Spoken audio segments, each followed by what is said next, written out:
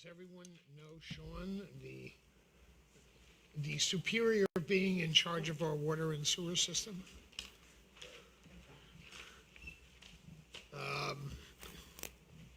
Up to you what you wanna share with us. I think that would be great. So, We're live. for people that don't know, I'm tearing up a lot of roads. We're replacing a lot of water main this year. It's part of actually multiple funding packages. So we are replacing the water main on South Main, which is an 1895 water main, with a 12-inch water main. So it's going to be a main trunk line that runs from the Bennett Sewer Wells on 152 to right down to Beech Street. We are putting in a new water main from Bay Road to the Moody Point Association.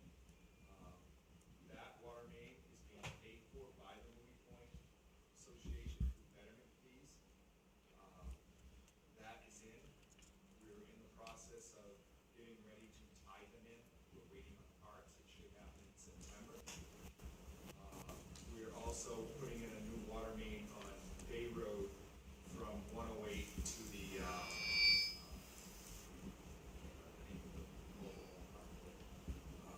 and that's also an 1895 main.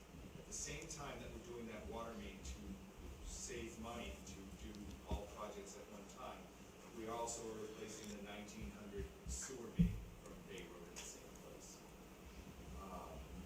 There are just a few more services left to do on Bay Road. However, we had to put that at the stop and try and get South Main Street done because of the school. Just about everything is in on South Main Street. We just passed the last bacteria samples. So that main will be going into service probably tomorrow morning.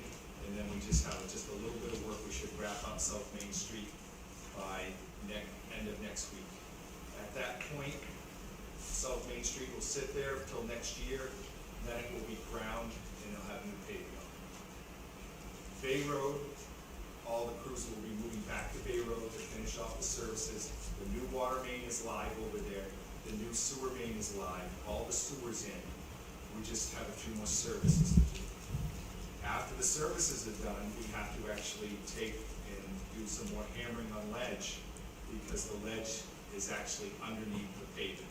We need to get some separation so we get some good material in there for the road.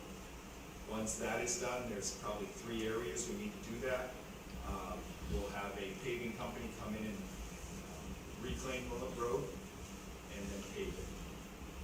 Once that is done, Rick has actually started work and we'll be doing work on sidewalks there. After that is done next year, it'll be top coat paving. When do you think Bay Road will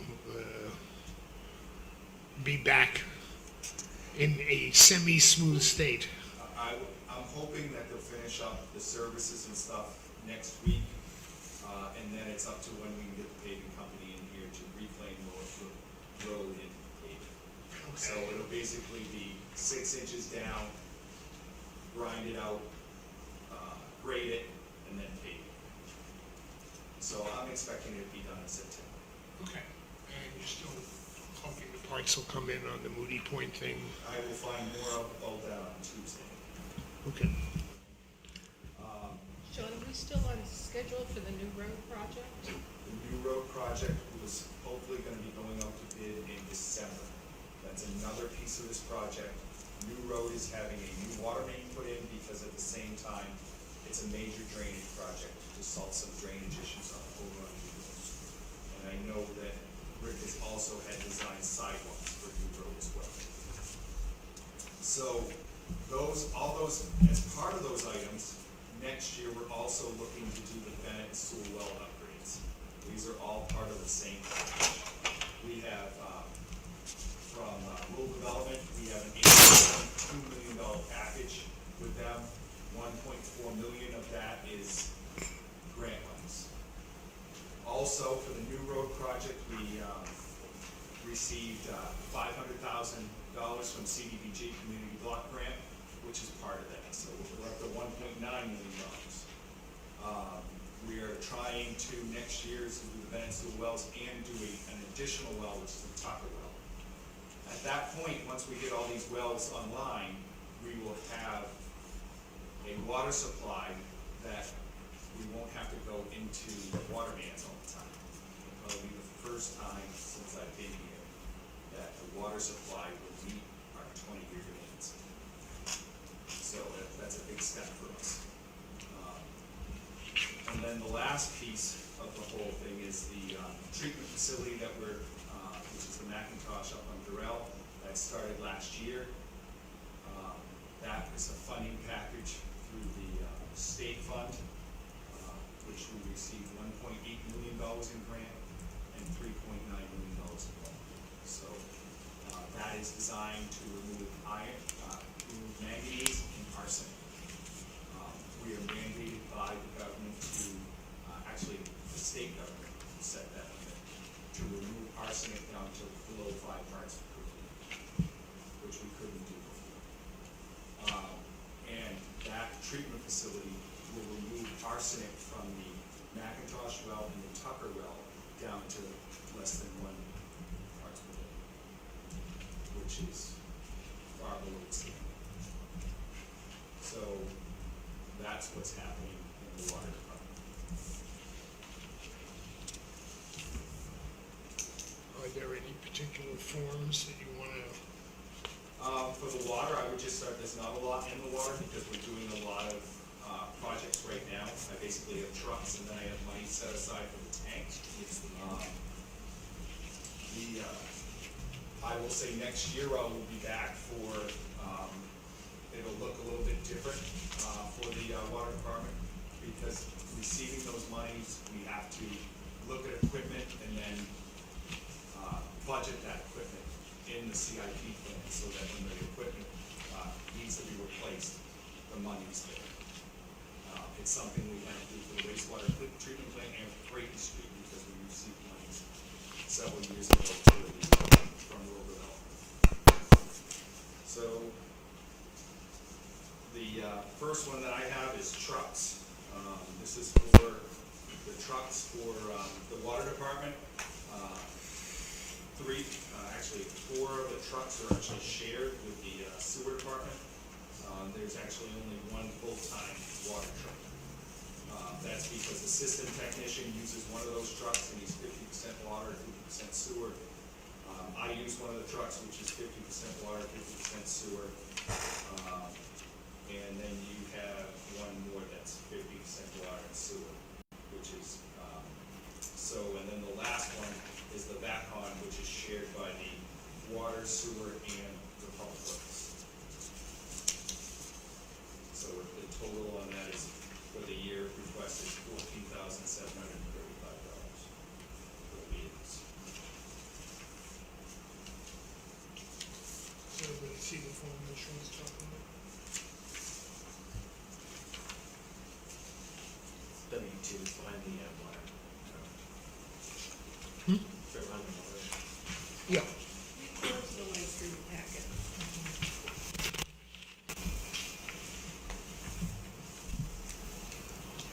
And these replacement costs, the 50/50 split? Yes. Oh, they are, okay. Yes.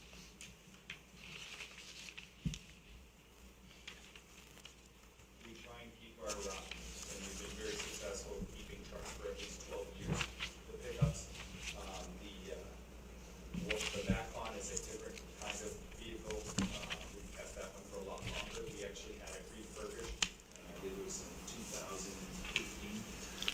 So we're looking to keep it for several more years.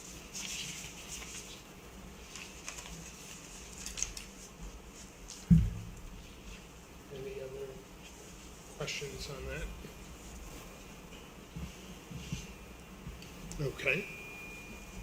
So the only other thing I have in the water CIP is to put money aside for the water tower. The water tower actually got pushed out of the package that we were trying to do.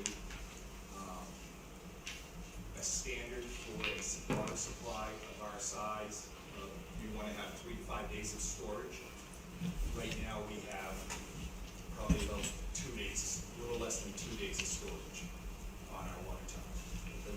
selected and pushed this off is because we want to make sure that we can keep the tank full. That's why we're doing the wells first. So I think it's a good plan to continue to put money aside. I know we have enough money in there now to start looking to acquire the land where it's going to go. We know where it's going to go. And our current water tower was constructed in 1977. It was repainted in 1997, and it's gonna need some work. We need to continue to work towards putting in another water tower.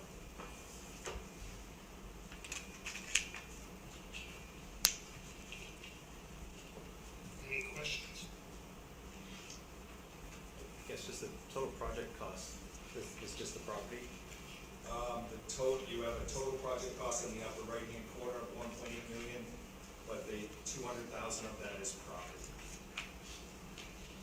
Or maybe it stops at 200,000. It says water 200,000 in the upper right is what you. That's why I was a little surprised. I was like, wait a minute. That's the price. Let's do that. Yeah, let's do it now. Okay, 1.8. John, That makes will more you be sense. acquiring that property this year, you think? I'm kind of torn on that because of just the way property's going right now. So I think maybe the best thing is maybe wait and see how things happen. But we should be ready when it's, so, They should be in a position to take advantage yes, of the point where the market is. yes. So right now, I would say let's wait. And You then, don't want to wait so long that you're forced to take it yes, because of other deadlines. yes. Okay. So on the form, which we were just discussing, on the form, we see 200,000, it's 2 million is what it should have been in the project cost. I have project costs in the upper right of 1.85 million. And then I show down in the lower left in the list of firm prices and quotes, I have 1.65 million for the, from Underwood for the construction, and then I have 200,000 for the property. Okay, I don't, gotcha. I see the Underwood and the property, right? Should show 1.85 million upper right. Yeah, Okay.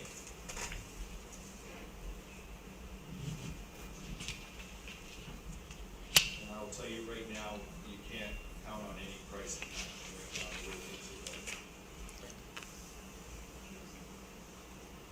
how much stretch has that been putting on resources, the ones you're doing now? Because I know, It's making it hard. It's, you know, you just gotta keep plowing ahead and seeing what you have available and how you can work it.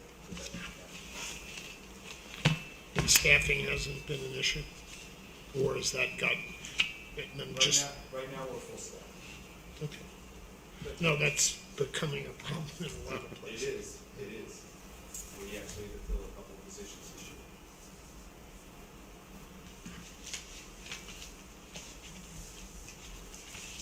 Both water and sewer, What's that? both water and sewer. So, Sean, can you just reiterate the request for this fiscal year? It's 100,000. It's just one, okay. Yes, Oh, that's what I thought. just.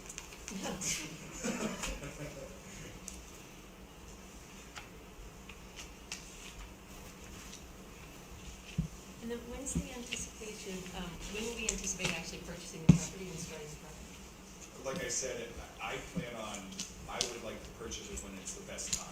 And I don't think it's the right time right now. I just think we need to make sure we're ready, to make sure the money's there. Okay, thanks. I apologize for asking you to repeat yourself. No, that's Get my fine. head. But yeah, I don't think right now is the best time to be running out and purchase property. It's not my favorite thing to do.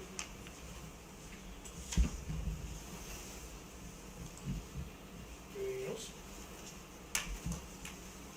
Sewer, I guess. Okay. Start with trucks, I guess. I don't know what order you guys have in there. I think we start with the trucks first, yeah. That we used last year, S one was, Yeah. S one, S one. I don't know the order that you have, Starts with the sewer Ford.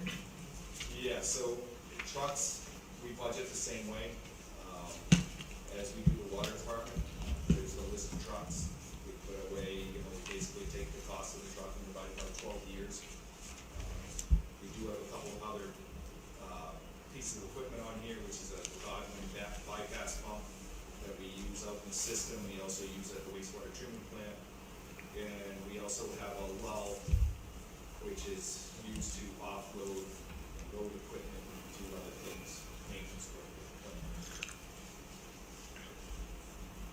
And all the assets are under a 12-year funding. The lull is actually, yes, everything's on a 12-year schedule. Just notice the back on replacement date is different on the two forms. That one's It was 26. Yeah, that's a typo. You know, 2026, I assume. Yeah, 2026. Exactly 12 years from now. Where was the typo? On the water, it says 2024 for the Yeah. replacement. It's actually 2026, Yeah. which is the same as sewer. Which doesn't make sense, but it's a 12-year extension from 16, because the first one is 4, first with 8 that was purchased.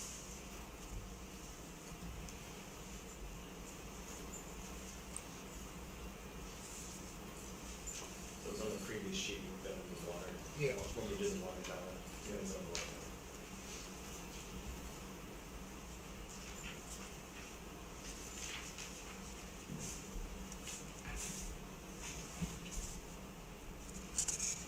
All right, anything else on this one? I'm just looking at the bypass pump you have on a 20-year. Yes, because it's a pump, it's a little different than a vehicle. And that is what you're expecting? Yes. It used to be Pumps, historically? Yeah, historically, that's what you get. Thank you.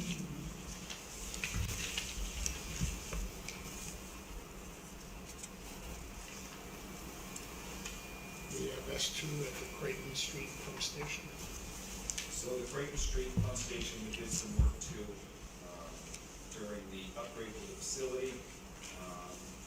All the work that we did to it, due to the, what we had to do to accept the money from, rural development, we gave everything a life, and then we, divided the cost, estimated cost for the life, and we were trying to set away, $51,504 a year for a great upgrade of the equipment at the pump station.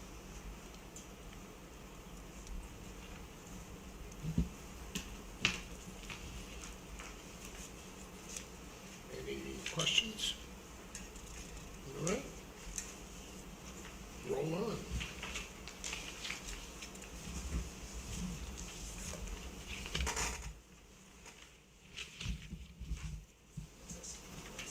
Oh, the wastewater treatment, 1 through 4. 1 through 4? That's the same thing that happened at Creighton Street, but happening at the new wastewater treatment facility treatment.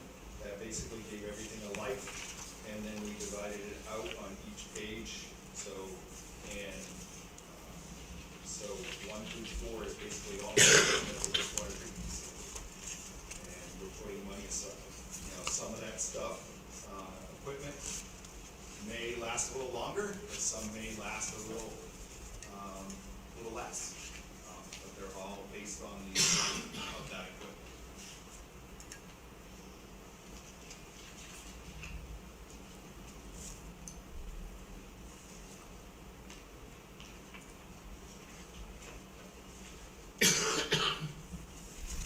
And is there a location on the form somewhere, or is that? So if you look at page 1, you'll see that in the maintenance building, there's several pumps. There's sludge pumps, dewatering pumps, there's a grinder, there's a couple blowers, electrical panels, HVAC, the roof, and the boiler. And then the next one is dewatering building, goes through the dewatering press, the conveyors, the polymer system, roof, boiler, electrical panels. And when you go to page 2, it's the control building. So it has them divided up into different buildings.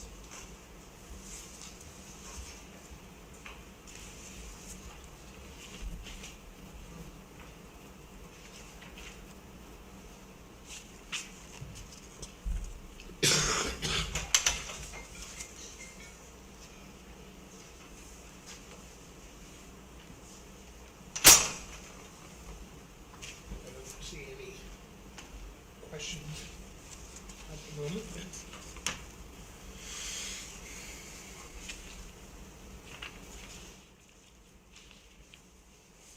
Is that it? We have a clarifier and pump stations. Okay.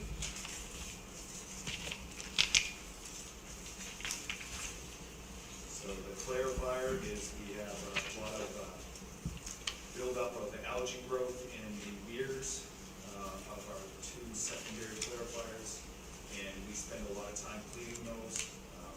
Estimated is about $36,000 per year of manpower. I have we've set aside $40,000 already for weir covers, which would eliminate this issue. I'm asking for another $50,000 to be put aside this year so we can get them in next year. So it would actually reduce our man hours work on that, and it will allow us to do other things that we're not getting done. So to pay for something. In other Including words, balance in less than 2 years. Yep. We had talked, I think, last year about this being a methodology. Was it to close it off, or just it was the retarding the algae? The algae to grow, it needs light. By putting the covers on it, you eliminate the light, you eliminate the algae growth. So it's not only gonna do that, it's also gonna help our effluent quality, because that stuff sloughs off, eats up the chlorine, and we end up getting a bacteria hit and those kind of things.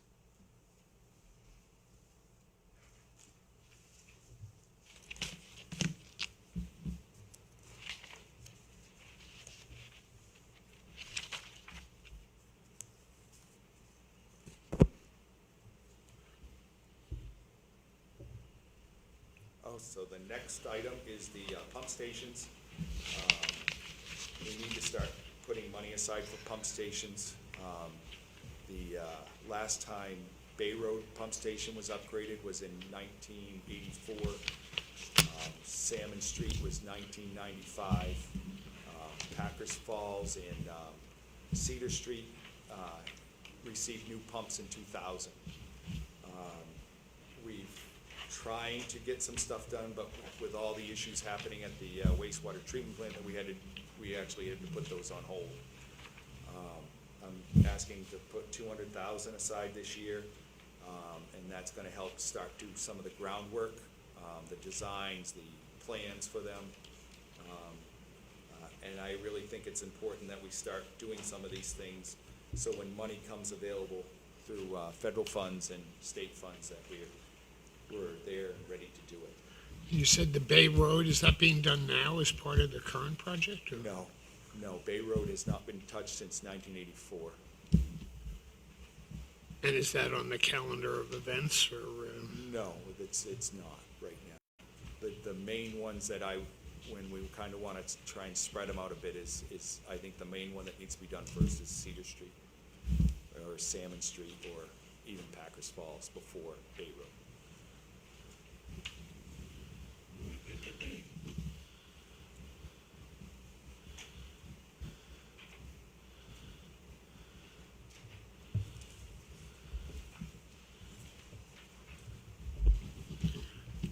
Is that due to the volume of users and stuff, as well as does that help set the priority, or? It's status of the system. The problem is with Cedar Street, all the electrical is below grade, so it floods out easy, and the electrical's in very rough shape. That's a 1969 original station. Packers Falls has the original 1969 electrical in it. Yeah, that one has flooding potential as well. I think it goes more on maintenance and durability of where the station is. Okay. Any other questions? That's the last of it? Yep. You got a lot going on. I'm surprised I haven't seen your picture up on a few billboards around the place with targets on it. Thank you, Sean.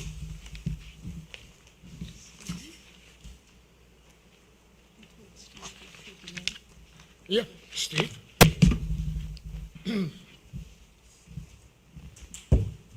thank you, and good to see everybody. I'm gonna try to address, well, basically one facility, and that's this building. You do have the facilities report that the former facilities director submitted.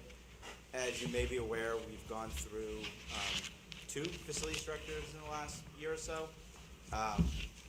We have switched the first one was an employee of the town, the second one was an employee of the school district, and we thought we had a third, but they withdrew at the end, and the school district is gonna be trying to set up some more interviews. We're still looking at that as a joint position. As of that we right now, share. yes. I can tell you on the town side, I'm looking at all positions right now and restructuring every department.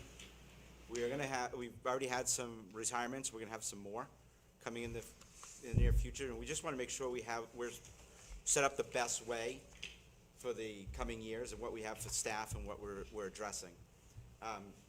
For example, right now, I'm gonna be issuing a ad to hire a code enforcement officer, zoning administrator. And that will be going from part-time to full-time, because we had a study done through MRI to look at that.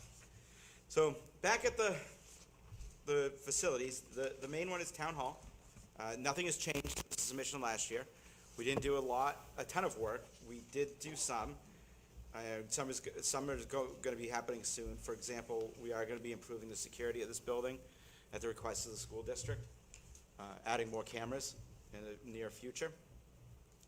But I think anything that we do for this building really needs to first have the facilities director on to do a study of the facility. I know the committee asked me last year whether we should study building a new town hall. I don't think we need a new town hall. I think we just need to review our space, and is it being used correctly, and what we need here. Anything we do with that, though, truly needs to be in conjunction with the school district to see if their space needs are being met as well. We really are at the seams. I cannot add any more offices here. Are any of the outlying buildings that will, in our portfolio, be able to be used? I believe so. I think some could be repurposed. If not, we could use the land. But I think for town operations, you really need to have all operations under one roof. For example, you're not gonna go have the building department in one area and the planning in another, or you're not gonna have finance and not in the same building as the town manager or the clerk's office, because we work together so closely that it would take more time to drive across town to just do these simple things. So I think it's much more beneficial to have everybody from town operations under one roof. If you can't understand where my hint is, I think it's time for us to discuss. The school board moving Is the school have enough room? Yeah, is the school, do they have enough room to continue being there as well? They have different needs.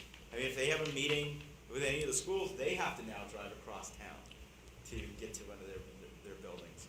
Well, one of the things we discussed at the school, I don't know what the last thing we called it, the building committee, I Yeah. guess, before it was completed, was perhaps using the space across the street from the parking area as if there could be designed in a way or reshuffled to end up having the school leave this building and give the town more space there. And that would be, selfishly, that'd be great. We don't have, I mean, to understand that we only have 2 meeting rooms in this building. This one and council chambers. And we share them with the school. So if I have a meeting of more than 5 people that I can have in my office, everything's being used, I can't have it. We don't have private offices for welfare in this building. They have to use the police department, which isn't bad, and it's good for what they have. But we don't have, prior to, I believe it was like 4 years ago, my office, I could only have 2 people in it. But the previous facilities director expanded it so I could at least have a conference room table. There are sometimes even the council, they shouldn't be meeting in council chambers with cameras and recording equipment if they're having non-public sessions. They should be able to go to another room and have true confidential meetings. So I think as soon as I get a new facilities director on board, that we have to do a top to bottom study of this building. We do know there's other problems. Brickwork needs to be pointed. I'm very concerned about I would say it wrong, the wiring, the tube and yeah, That's still in here. A lot of these things we put on hold because of the pandemic. Just we didn't know what the money was gonna be and where we were gonna get it. But, we're gonna be moving forward with that as soon as we have a new, facilities director on board. Okay, yeah, I don't think CIP was looking for a new building as Yeah. much as it was saying, you know, we spent years getting the portfolio of buildings that we all had, and with the school being finished, if there was a way to say, how do we best apportion the space for the next 5 or 10 years? Completely agree. Because we know you guys are growing out of room, we know the school certainly needs room, but I think they're busting a little bit at the seams, or it's not Yeah, as, we just added 4 offices to the Perkins building, so Yeah. What, what is the use of the Beech Street facility? The rec director is gonna actually come up with the programming ideas that they're gonna have for there. Right now, it's multi-purpose. Rec programs are going on there. Sometimes if we need meetings, we have actually had very confidential meetings off-site there because there's nothing, no recording, nothing there that we've had to have. Usually, it's really multi-purpose at this point. But that's a piece of land that we could also always look at too. It's a pretty good sized piece. The other building that we'd look at is the water treatment plant down in Packers Falls. That's a beautiful building, it's just we've gotta figure out what can it be used for. And I really would not wanna tear it down for any reasons, because like I said, it's a very nice building. given and, that, Sorry, did you have a question? given that you don't own the parking lot here, do you anticipate parking become an issue? It really hasn't been a park, it usually is if there's a big meeting. The worst day of the year, I can tell you right now, is Ash Wednesday, because we have a council meeting and it's also, the mass is going on, so we have the perfect storm of everything going on. You know, once in a while, we'll have a large funeral but we work with the church. It's actually a good, it's been a good arrangement there. But no, if we did anything, we'd probably just look to expand somewhere around the building. does everybody understand who owns what around here? We own the footprint of the building, Archdiocese owns the parking lot, And we own that. and we own the back parking The lot. pack, Yeah. I just had a question with the shared facilities position. Is it possible that having combined that position, it's a job that is just so difficult that maybe nobody wants to do it? And would it make sense to maybe go back to splitting that into 2 separate jobs? Just, it seems like with the turnover, you gotta wonder if it's just, the amount that either the salary's not high enough or the job is Yeah. too difficult for one person to do. I don't know. I think it's something we're gonna be looking at this coming year. I think that the needs of what the school district has versus what the town has may be separating. I mean, I'm looking for more of a project management person for these large projects, where I think the schools, correct me if I'm wrong, that is more hands-on in the building, facilities type items.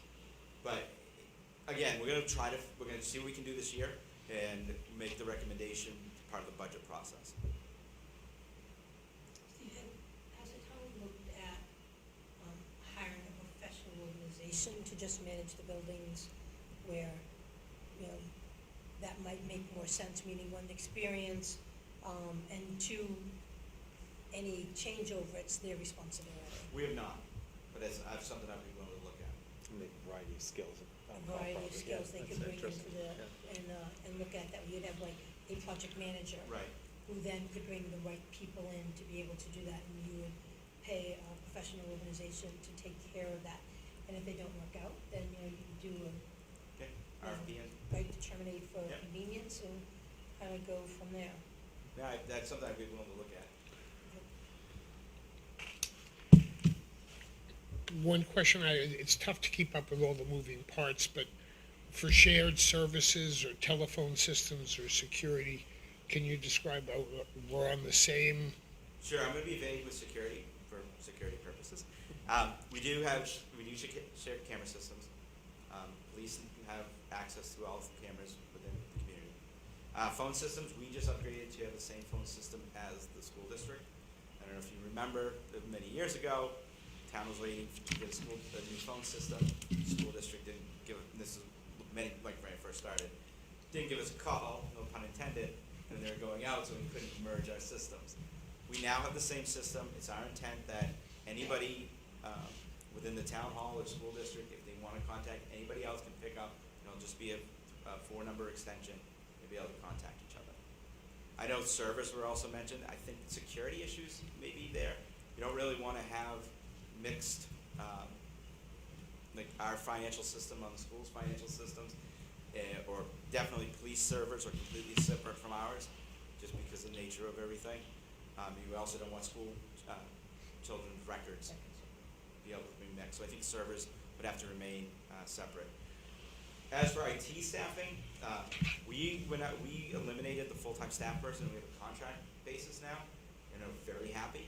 I mean, our response time is within minutes, anytime you have an issue, and saving us money, so we're very happy.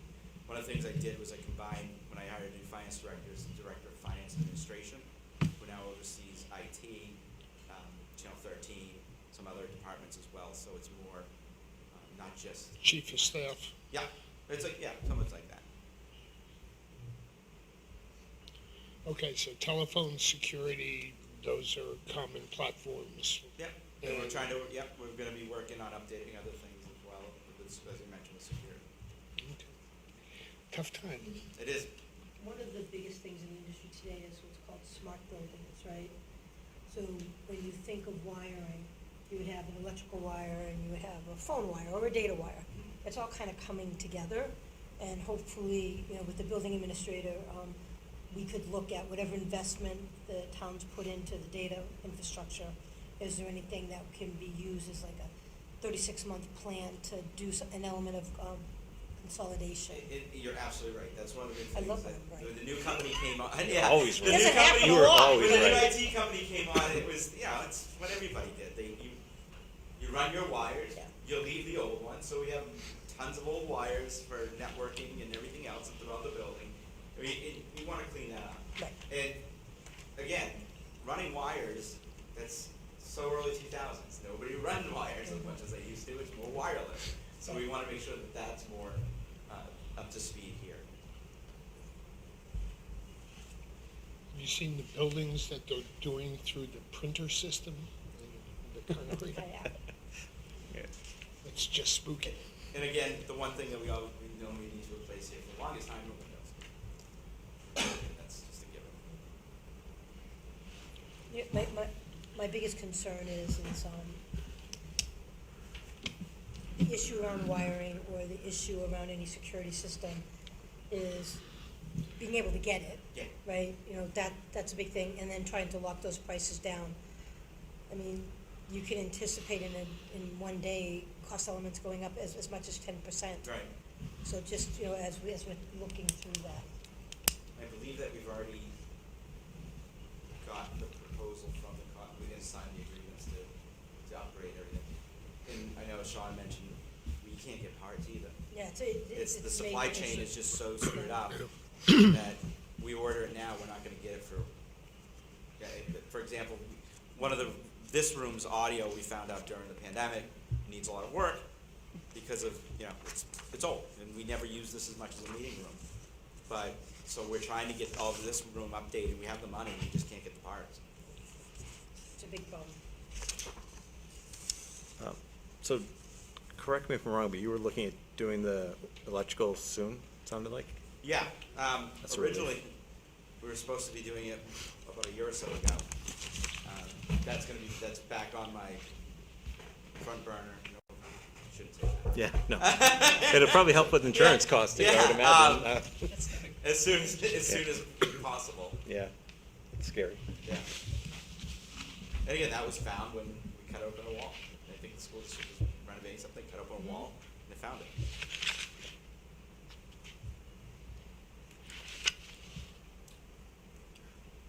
I remember trying to get out the back door in the basement. Yeah. Anything else you want to share with us No, on I the? think it's, you're gonna hear a lot from the other departments, and it's time for the town to start investing in its facilities and capital items, and they're gonna be having a lot of things to share with you, so that's it. Yeah, the Just to clarify for at least the committee, I know that a couple of other items we brought up in our memo last year was one saying, is there a warrant article need to give the leasing capability to the town council? No, we actually have that ability, as long as there's a non-escape clause in the lease, which we make sure there are. I mean, there's escape clause, I'm sorry, not appropriations clause, in the lease, we can go forward. I've never seen a town not appropriate the funds for a lease. But we lease vehicles now, we're leasing equipment. It just gives us a much more flat and stable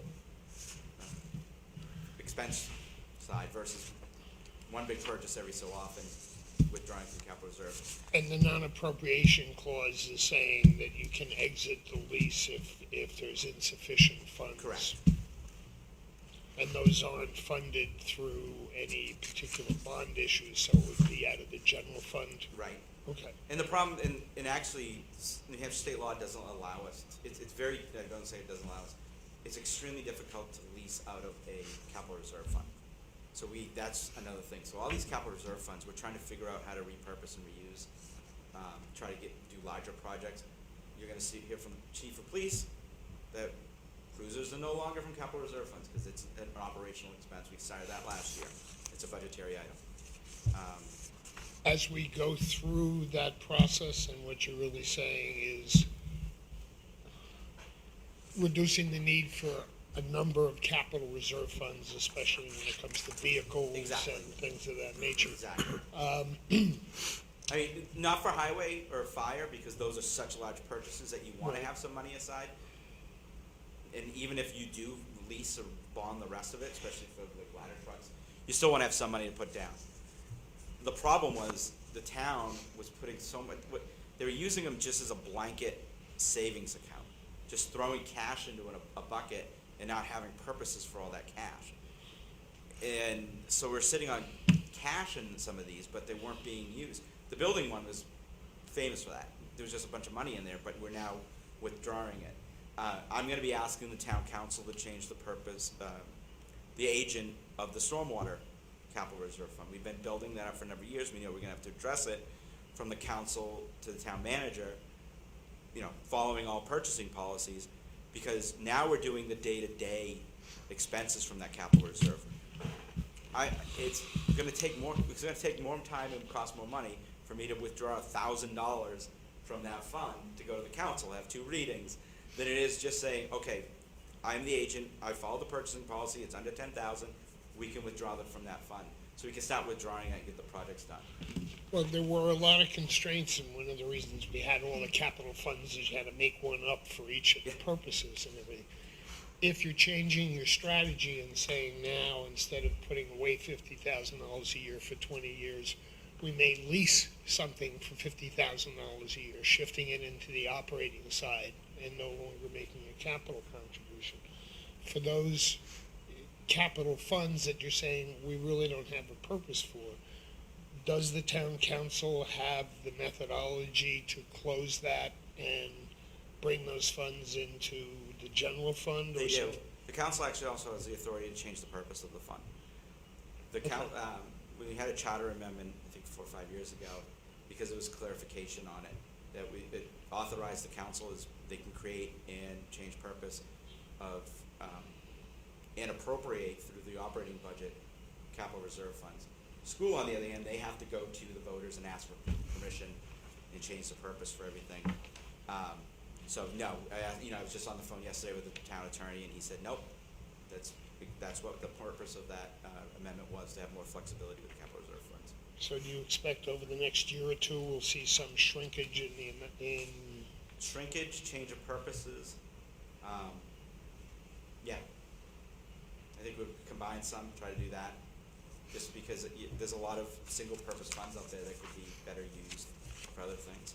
Is there a way for the members of CIP, I recognize some may be here next year, some may not, but that's a fairly decent change in the operating procedures, and I'd sort of like to keep track of what gets accomplished. Absolutely.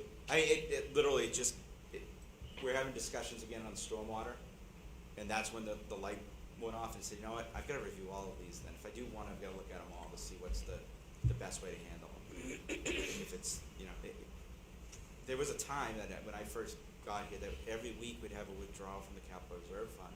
You just have lists of them because it was, they just put all the everybody put all the money into the capital reserves thinking that you could always just get them, not knowing there's a whole process you have to go through. And they were operating the day-to-day operations through a capital reserve, which that's not the purpose of it. Okay. Would just appreciate something Yeah, going out absolutely. when those things are Yeah. accomplished. Okay. Steve, on a state or federal level, do you see any rules and regulations that would be burdensome for the town to absorb, that you're hearing that's happening coming out of Concord or anything else? So, and I'm just thinking, like we talked about, the police cars, like, you know, could there be any kind of mandate that comes down that could change the purchasing of the types of vehicles, because you have to cut down on your emissions levels, or, I'm just trying to think off the top of my I head can that tell could you change your the request. latest stimulus bill is, everybody's reading it, trying to figure out what we may or may not be able to do with funds. Not the ARPA money. That's probably that's the rarest of all things, that the money's coming directly to the municipalities. Right. It's not going through the state, they're not funneling it, it's coming straight to us. There's no, I mean, there's strings attached, but the state can't take it from us, it has to come to us. However, the big infrastructure bill, some of the regulations in there, yes, I do think they're gonna have a number of strings attached. But that but- doesn't change your direction. No, your- we'll keep your plugging plan. forward and work with what we have. Okay, I mean, that's what we have to do. all right, thank you. Yep. Nothing else? Is the dam gonna, Dam's done. Well, yeah, is that all it's all done. Done. $200 left in our capital reserve fund. Excellent plan. After, yeah, a lot of stress. Sounds like a lobster dinner for two these days. Exactly. I don't like lobster, but yeah. Okay. All right. Thank you. Thank you. Steve.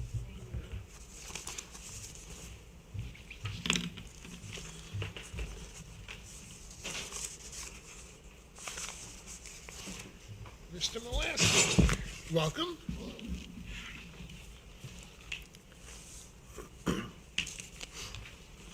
Which are you here for first? Are you in the fire department first, or are you in public, Public Works Works is the first. first 3 pages, so if you want Okay. to start from the beginning.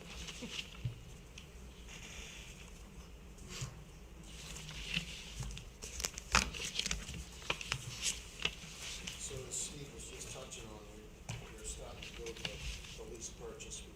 We did that for a couple of new dump trucks just last month. And you'll see in here the schedule, kind of trying to follow the payments. It's kind of changing a little bit, so I'm just trying to, that's why you'll see zeros there, because sometimes we'll lease it for 6 years or 7 or 10, it just depends on the best rate and the price of that piece of equipment. But you'll notice there's a few in there, those ones that are the same number, like the 25,392 for like truck 7. That's a lease payment for one of those newer vehicles. Those vehicles have been ordered, they won't be here until the end of November, maybe December, but. so Are the zeros that are on the sheet saying those are the ones that are now being leased and no longer funded on the capital reserve? Correct. Does everybody see that sheet? First page. EW1. John Deere loader with John Deere backhoe. It's the big equipment and it's the plow trucks, it's the big ticket. so the zeros make sense right up until 26, 27, and then, for instance, the loader, we go to 30,000, is that, because that one's lease expi- That's when it'll stop the lease payment. Oh, okay, so that's actually the lease payment amount. That's the lease payment. Oh, okay. Okay, You see what I'm saying? yep. So you're not funding for the next few And this years, and only then, goes out to 28, so when you see those other Yep. papers with all the zeros, they're not there yet. because you're just not, you're, There's no payment yet. yeah, So we've already have them, they're paid off, they're expected to last till 26 or 28 or whatever. Yeah. And- Okay, that makes sense. And then that payment will kick in. Yep. That's right. Okay, but in theory, at the moment, though you're showing it, and I appreciate it when the leases are gonna come up, the lease payment should be coming out of the operating budget when that lease comes and not showing on this form from the capital reserve. So that would be just potentially all zeros forever? Yes. Okay.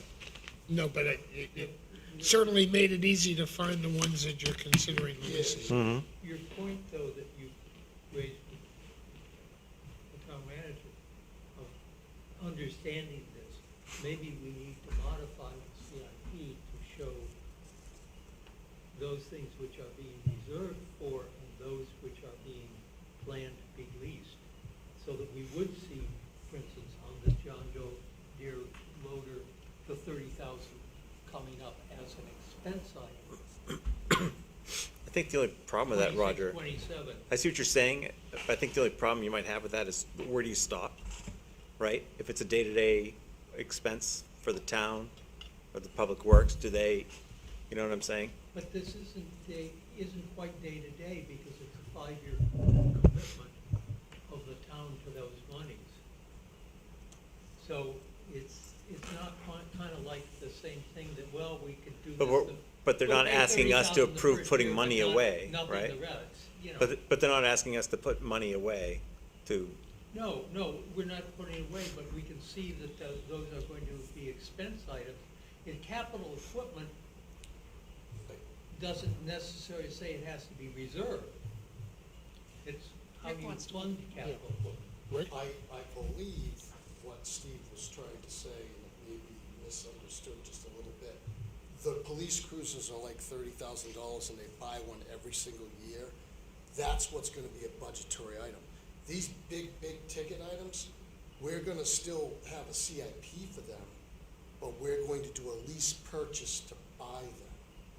Do you see what I'm saying? Yes. So if I buy a pickup every year and it's 30,000, it's not gonna be in the CIP, it's gonna go in the operating budget. But these great big ticket items, I see. we're gonna still use the CIP, but we're not gonna buy, we used to buy the truck all at once and write a check for the whole truck. Right. Now we're gonna finance it for 10 years. You see what I'm saying? Yeah. Does that make sense? So maybe we just need another column that says lease or not. Well, I think you're bringing up a point that as we transition, you know, if you think about it, if there was an asset that cost $300,000, had a useful life of 10 years, and your form would say we need to put $30,000 a year away for that. So when the useful life in 10 years, we'll have the $300,000 to buy the asset. But we never put away that $300,000. We only put away 20% of what everybody was requesting. So there was a lot less money in there. So it's not that perfect $30,000. I'm not sure how the CIP, if we're gonna continue to fund it with a portion of that money, which on that sheet we got yesterday, you could see where the additions came in. Is it gonna be used, the CIP money, to pay the lease payment? So let's assume we get $90,000 in that, which would be the first 3 years of a lease payment of $30,000. So if you look at this schedule, right, this is with lease payments. Right. If you look at the bottom, it's 119,076, 119,706, and it jumps up to 144,468, 169, because that's when there's something, you see what I'm saying? Right. Well, there's But gonna be a every bump year- up in the operating costs. for Every sure. year, I have to go ask for that lease payment, and the town council has to authorize it. But he's saying it's not gonna be operating costs, it's gonna come from the CIP. And So in the essence, first one the town council is going to approve this because they have to, because they're gonna have a lease payment to pay. I can't tie the hands of the town council for the future, so I could go ask them next year, hey, the lease payment's up for the 2 dump trucks. If they say no, the trucks leave. Oh, so is this the buyout amount? No. Okay, so it is the lease pay, okay. So when I go ask, when they approve the purchase of the dump trucks, Yeah. they approve purchasing the new trucks and the lease payment. Yeah. That's it. Not, we didn't pay for those trucks yet, just one payment. But Yeah. as the amount that is in CIP is used for lease payments, I think we need to understand that that is a different kind of thing, because there is an implied commitment that we're going to have to Well, spend. that's why it's interesting, because if we decide that we don't want to approve this, right, we say we don't recommend this. Right. Yeah. It's gonna get, it's gonna get approved Well, either Yeah, way. I mean, So it is interesting. So those monies associated with lease payments need to be identified separately from those monies that are entirely judgmental as to whether they're put away this year or not. You're getting into a number of ways you can start manipulating the numbers in the operating budgets, and you want to be able to say if there's 4 or 5 methodologies being used to acquire equipment, one saying it's going directly into your operating expense, whether it's a lease purchase agreement, others may be funded partially or fully out of CIP, and then you have the non-appropriations cost, which, if I'm understanding you, Rick, you're saying, I got a piece of equipment, but if they don't give me the money to pay for that lease payment next year, it's technically a non-appropriation. Correct. Okay. Every year, like the new fire truck we bought, it's a 10-year lease.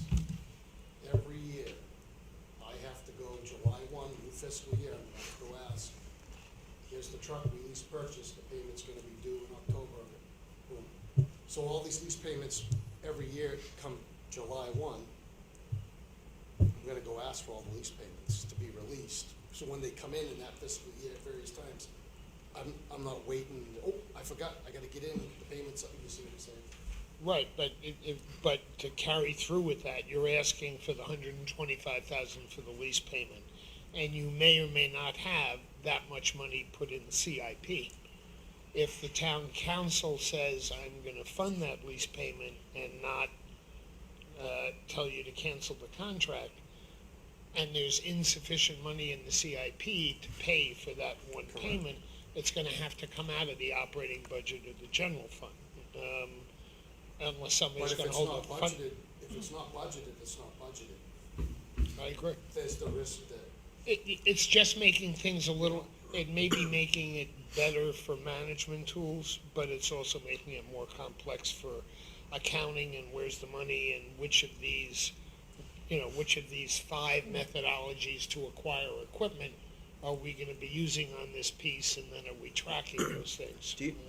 Do you know why the decision was made to use the capital reserve funds to do lease payments, which are obligations? because they're obligations, that you're correct, but that's where the money is to buy these. There wasn't enough money to buy the vehicles because we weren't funding for many, many years what we should have. No, there's not enough to buy them, but you would think it would be just a regular cost item, not as, you know what I'm saying, like, No, I hear what you're saying, yeah, but it's just an interesting, it's, Well, no, and I agree with what Rick's saying. The issue about only funding 20% of your capital needs says you're never gonna reach the goal to get $4.5 million or $450,000 for a new fire truck. It's gonna take you 40 years instead of the 10 that you hope to put away, 40 grand.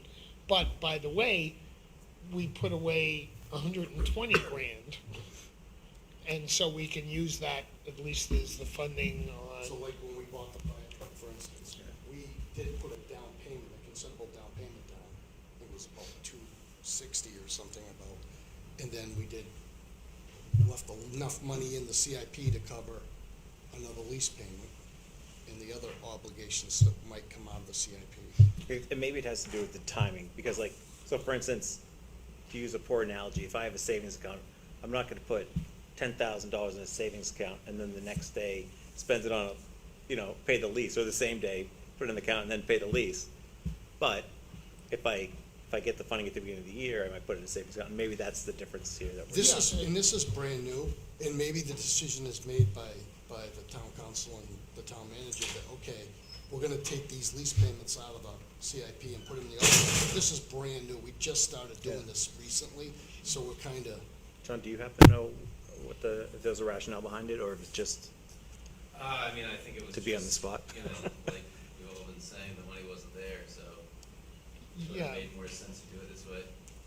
We You need just don't we wanna need get the spaghetti equipment out of the to room, operate. and so as we transition. Yeah, no, I, Yeah. The financial And if you had- control person, if you had $3 million in the CIP, I could see that's where you'd say, okay, already in the account, you'd be spending that down, but it doesn't look like we have that, so that's why I was just a little confused, but.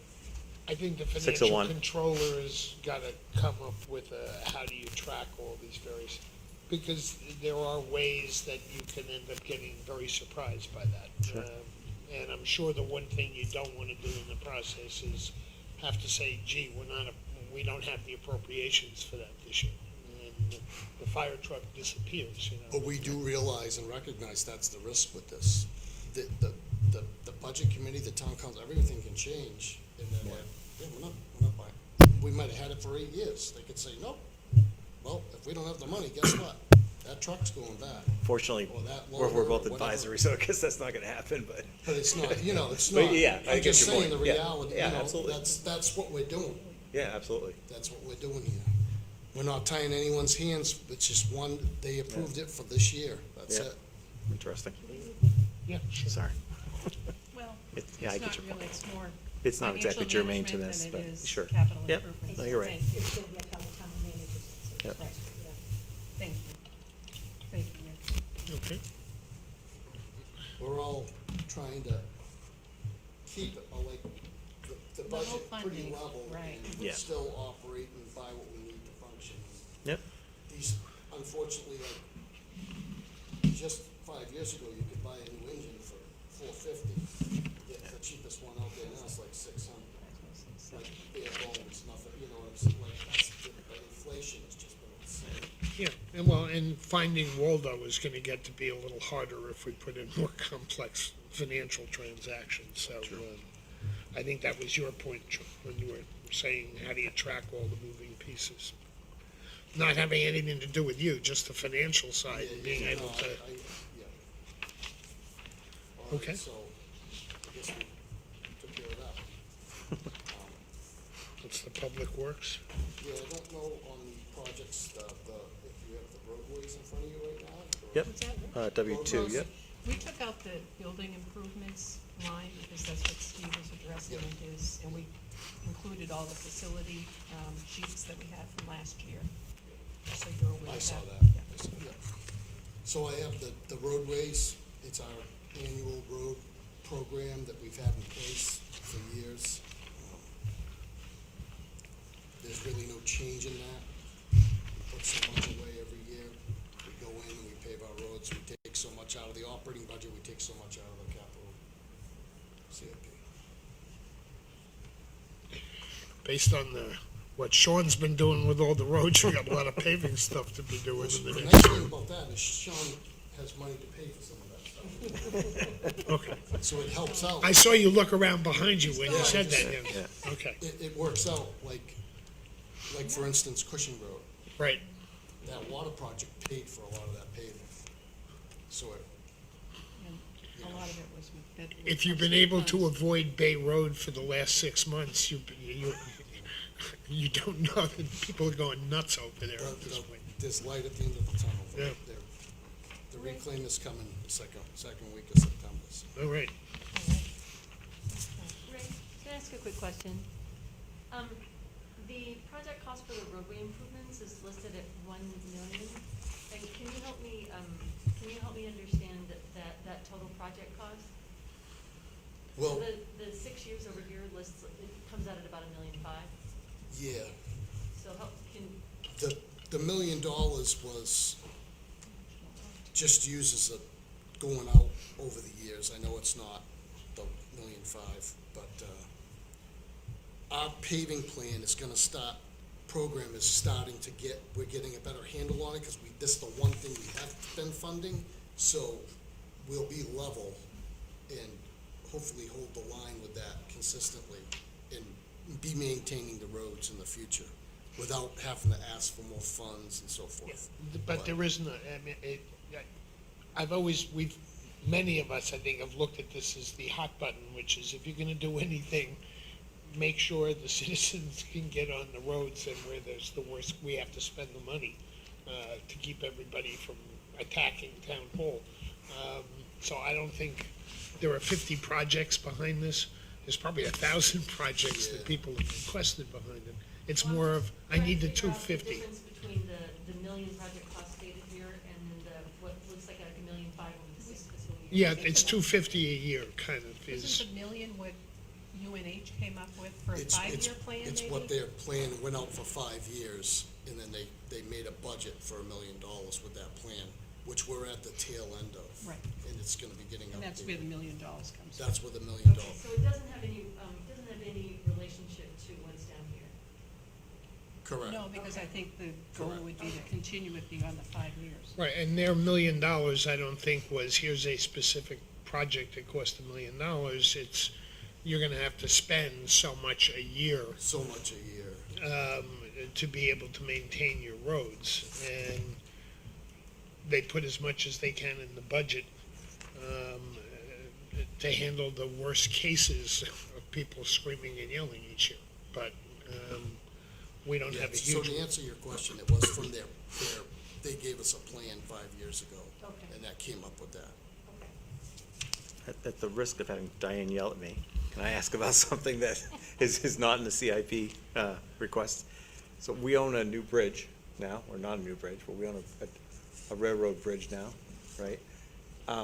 Which I'm very concerned with, like the 25, 50, 100-year cost. Have we looked at those, thought about CIP monies for future? No, because the engineers evaluated that bridge before we bought it. No, I knew that, You but know, and said it's good.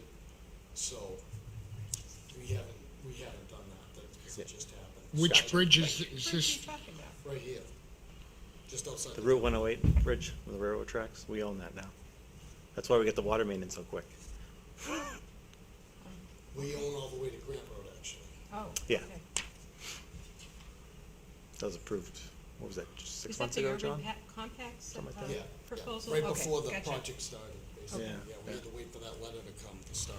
Yeah. Okay, gotcha, thank you. But the good news is the bridge was evaluated and it's in. No, I knew that, Yeah. and I'm just, at some But point, it's- we'd be nice to know what the long term. Yeah, there'll be, Yeah, but it's too early. sure, Yeah. yeah, no, that makes sense. Just another reason to put Heron Point off another 200 years. The bridge to the Heron, Yeah. yeah, yeah, absolutely. I have an update on that, I'll discuss later.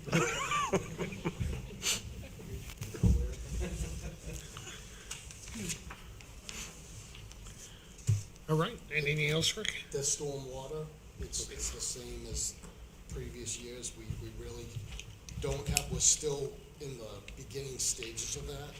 And we really don't know the end cost for this.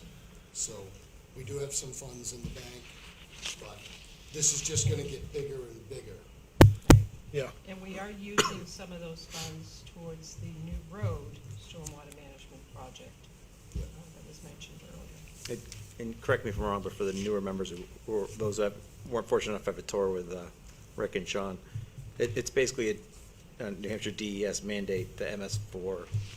EPA mandate. APA mandate through, and just significantly increases the amount of maintenance we have to do on the Yeah. stormwater and cleaning the roads and salts and, Between Yeah. anything going out, discharging into the Lamprey or Great Bay. And because of Great Bay, it's even worse for us because we're held to higher standards. Yeah, we're at the end of the chain, and so everybody who dumps upstream, we're the recipients of that. so now we have to sweep our streets, I don't know, a certain number of times a year, and we have to suck out we've already done it, but it's a lot more often now, I think. And we dump out storm drains and all We're that. going into the fourth year of that MS4 Yeah, program, yeah. and we have about a 6-year permit with the EPA. All right? That's sort of like the roadways. It's gonna be a never-ending cost of drainage. Wouldn't you say, Rick, as time goes on? It's not gonna stop. It's always gonna be looking for more improvements. Well, that one's identified as cost unknown. Yes. Yeah, well, Exactly. not It's the clear $1 million what the- question, that's what that means. I hope it's not $1 million question. It'd be more than $1 million. Yeah, I know. Oh, yeah. Well, and it becomes a trespass issue, strangely enough, water and drainage. So that if you solve your problem, but you create a problem for the person next door by giving him the gift of your water, you can be sued for that. So, Well, we also have, it's pushed back, we also have, Public Works, if you want to do that before you get to the, The facility stuff. Yeah, all there's that- one Yeah. project, the fire department project and the public, The works facilities, room. all the facility stuff, like Steve said, we had to put everything on hold. And nothing was happening. So those are all the same. Kind of the same bucket. Yep. There's no, Is your public works roof in the facility? I'm sorry? The roof in the public works building? It hasn't been done yet. Is it in the? it's F-18, yeah, it's in the fire department section. Yeah, Are there solar panels on the roof? on the fire department, not Oh, public the works. fire department, okay, thank you. And then the only other thing is the fire department, the reserve, and like the public works, we're doing these purchases now for these vehicles.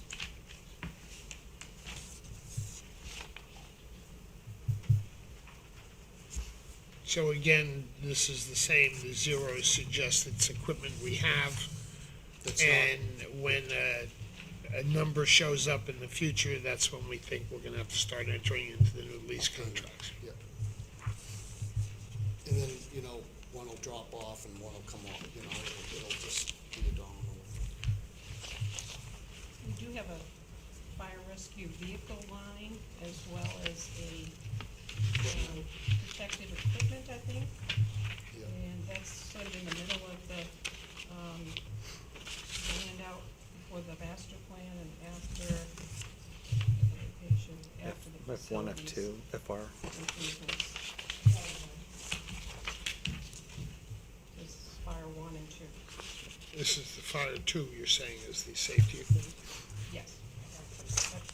The vehicles is fire one. Right, and the Scott SCBA, 24 of those. What is SCBA? Self-contained breathing apparatus. Thank you. It's close to scuba. You're very close. Except for you're just missing the underwater part, It yeah. doesn't work too good underwater. Yeah, no, the breathing apparatus is the same. It's the same concept. No, it's just the same words. Well, it's a very similar But concept. for all these are Fair. big ticket items, they'll all be lease purchase.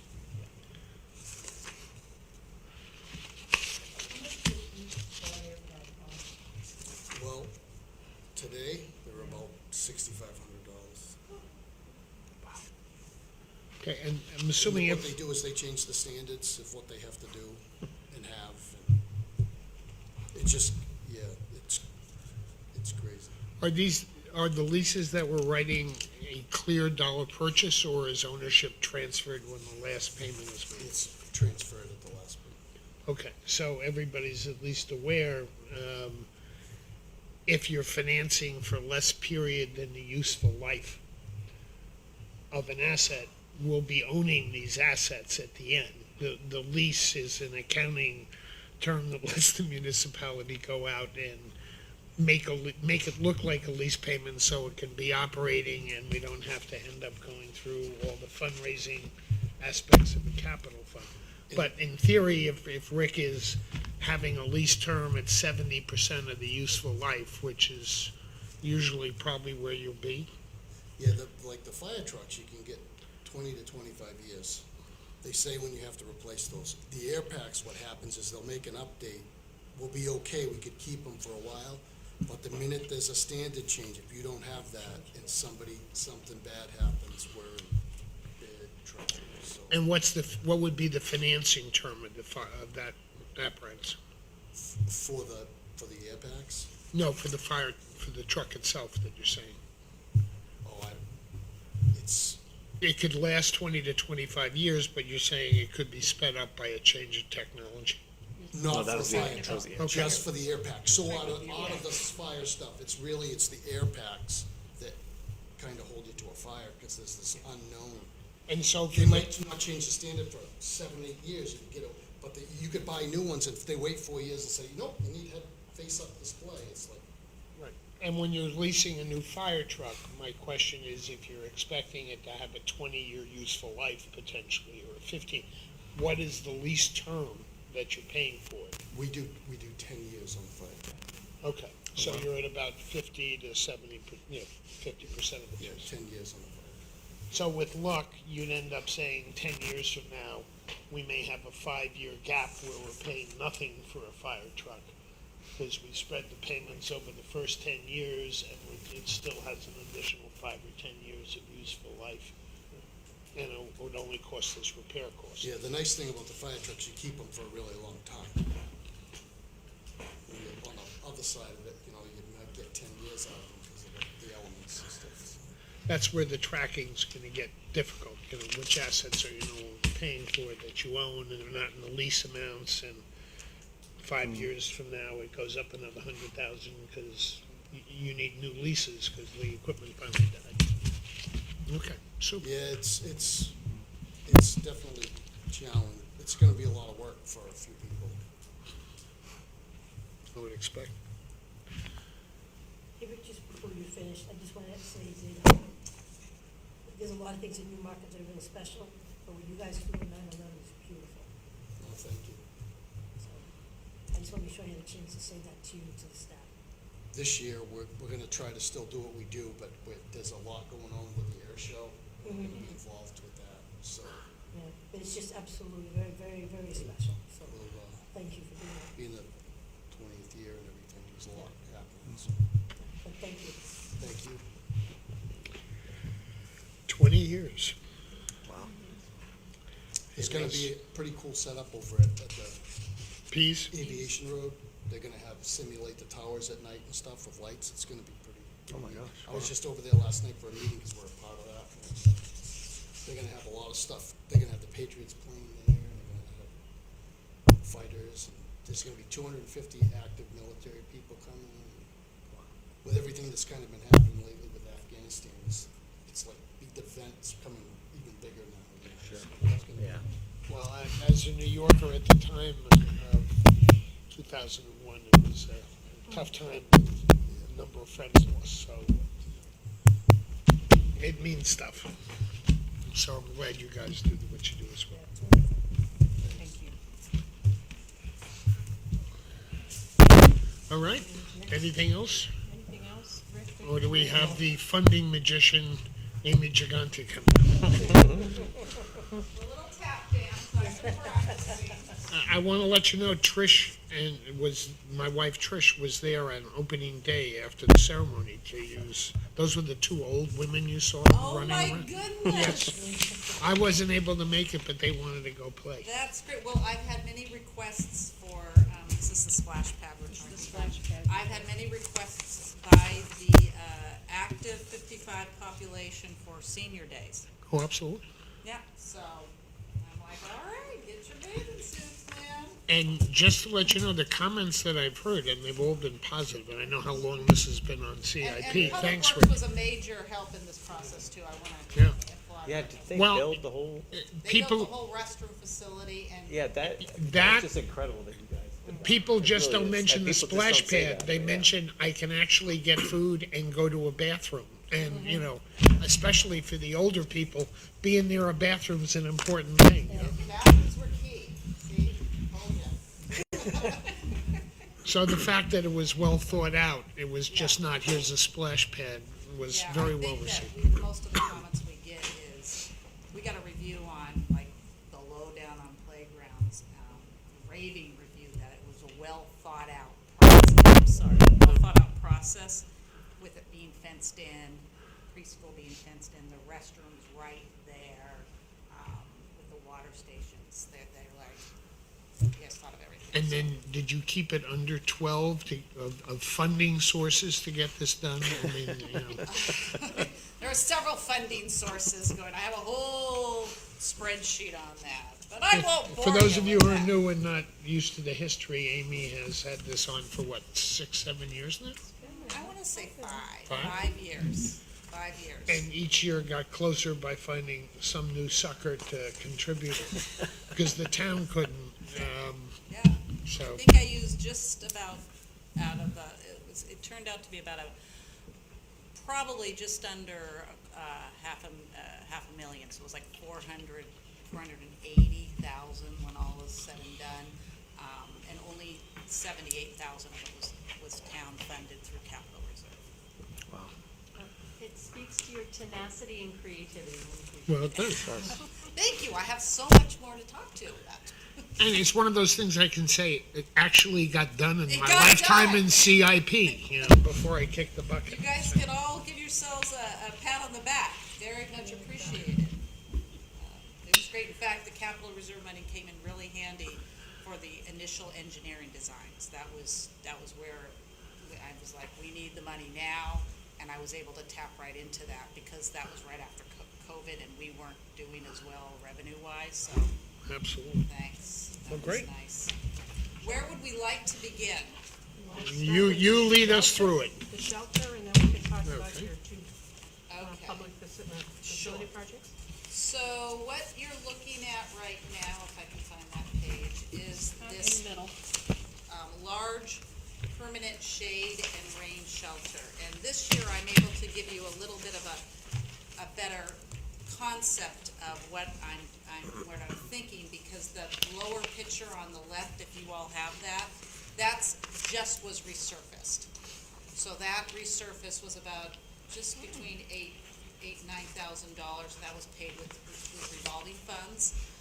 So we resurfaced it. We also, there's that little gravel on the side. We just laid concrete on that to make it just more aesthetically pleasing than the old basketball court.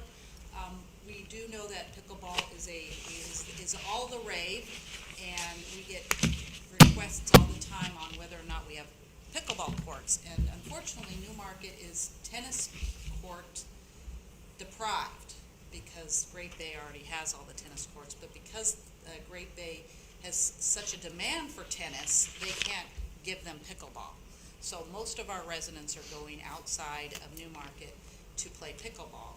And, having worked here in the summer, I know how hot that basketball court gets, and it can be very hot. And so just from what I've said in the past, a large permanent shade or rain shelter, with summer camp, a lot of times, who would have thought of COVID when we were having to move everybody inside and everyone was having to mask, but if we had just had some sort of a large shade or a rain shelter, we wouldn't have had to move them inside. It's kind of a perfect scenario. Can you describe pickleball for those of us who? Pickleball is similar to tennis and racquetball but a smaller court, and it is very, very popular. But it's not caged. It's, no. So if you look at that picture, you'll see the two squares that are kind of just around the key of the basketball. So what we did is we laid out two pickleball courts side by side, horizontal, and the basketball court goes forward. And I have not announced that this has been resurfaced, because I know that once I do, the demand for court space will be huge. So I know that the shelter is going to be one of those requests that I'm going to get the moment they start playing there. So I was looking at the big picture several years ago. I have it down going, up to 2026, 27. If for any reason we can do it earlier and we can supplement with revolving funds, I will do that, because I know it's a need.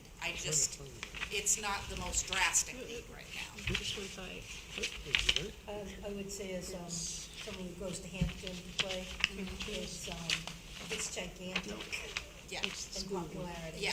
And there's a ton of people, and then everyone goes out after.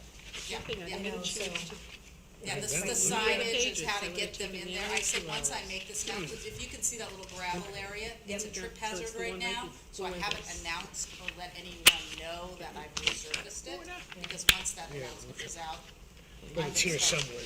it's gonna start getting popular. What's And on the other they side? do need to understand that it is used very often in the afternoon for basketball, so I figure The pickleball will be in the morning hours, and then the basketball in the afternoon hours. So split time. So anyways, just having a shelter over that for a number of reasons. It was originally supposed to be part of the facility, and it was always gonna be Police shelter. dispatch? So, this is just I a cheaper way put of it going together about in a it. different way. Does anybody have any questions on that? By the way, if you were to look at last year's quote versus this year's quote, it's very much reflective of building costs. Oh, yeah, it went up. So, it could go down, but right now, anything steel, anything like that is high. We got our water park in just in the nick of time. That's good. Yeah. All right, any questions on this one? Yeah. Got it.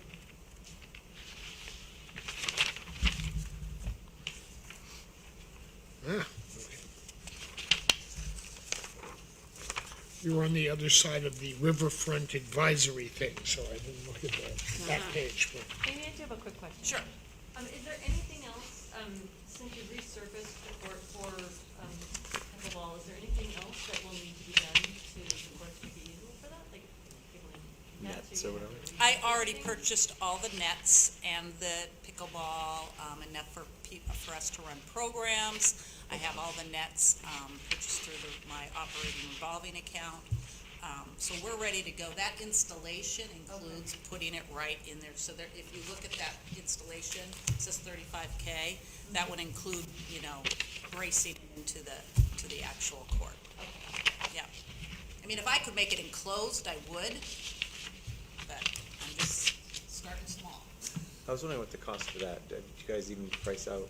Because I mean, in the winter, that would be, yeah. Honestly, once we get a facilities director on board, I will price that out, because that would be the better scenario, because I know we're also basketball court side in the winter. Yeah, I could picture, 10 garage doors that you could open during the summer and just have it I open, just couldn't yeah. wait to get it resurfaced any longer. Oh, yeah. No, of course So not. to me, Yeah. 8K, just to, No, it makes keep total some people sense. happy, No, it makes sense. and, it just was really bad.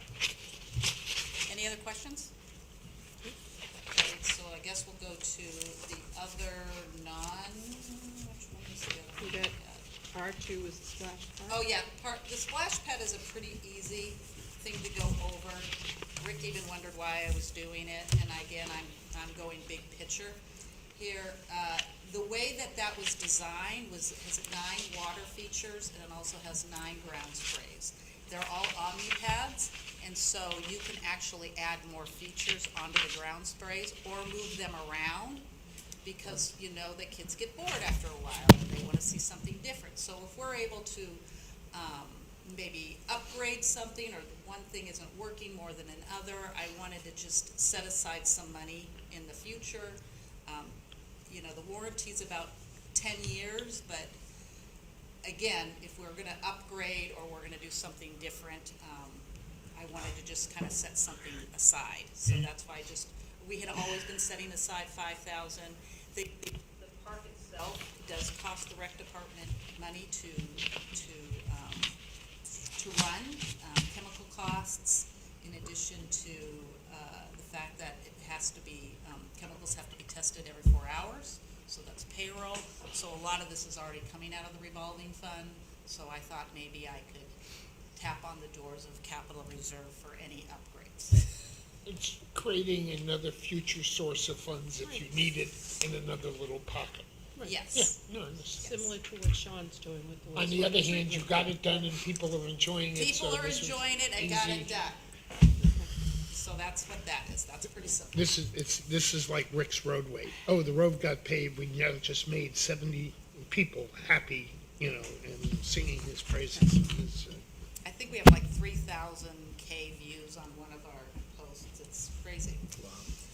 So let's talk. and is there a charge at all for? Right now, I posted the note that said currently there's no charge for this facility, because we didn't want to charge, especially after the last 2 years that people have had. Right. And once you charge, you also are required to supervise it. Once you supervise it, it's entirely different liability. And you're also dealing with payroll. So I'm balancing, I didn't know, how popular it would be, so you know, I'm like, am I gonna get enough people there to pay for the payroll that's sitting there, standing there collecting the funds? It was a toss-up, and you're really only, like, right now, it's sitting empty, but how many hot days are there in the summer? So it's really, yeah, I need a little bit more historical data in order to make a determination whether I would charge. Okay, and I want to ask Roger, it's still, Amy's business is still funded budget-wise from the town's budget for personnel, and the rest of it is self-funding through the revolving fund, We're a business for the town. in which case she should be limited by the revenues. And which program pays for what, who cares, as long as there's sufficient revenue around. And Or we- you've even made contributions to the capital fund when you've had money left over, haven't you? Oh, yeah, I've given back when I haven't needed it, you know, and what we do sell is we say support the recreate community, and we tell everyone, the residents and whoever, that any revenue that we generate from our programs goes right back into reducing recreational capital requests. If you don't use it, you have a place to park it. Yeah, I know. I know, someone said, Amy had a parking lot, I'm like, where? We're working on it. So the next one I think I'd like to go over is the skateboard park. I don't know what page that is. That's under public facilities, and I think it's, I wanna say it's 8 or 9. So this, Am I close? Yeah, oh, sorry, F6. this has been on the docket under capital reserve since I started. I believe I plugged it in. And every year,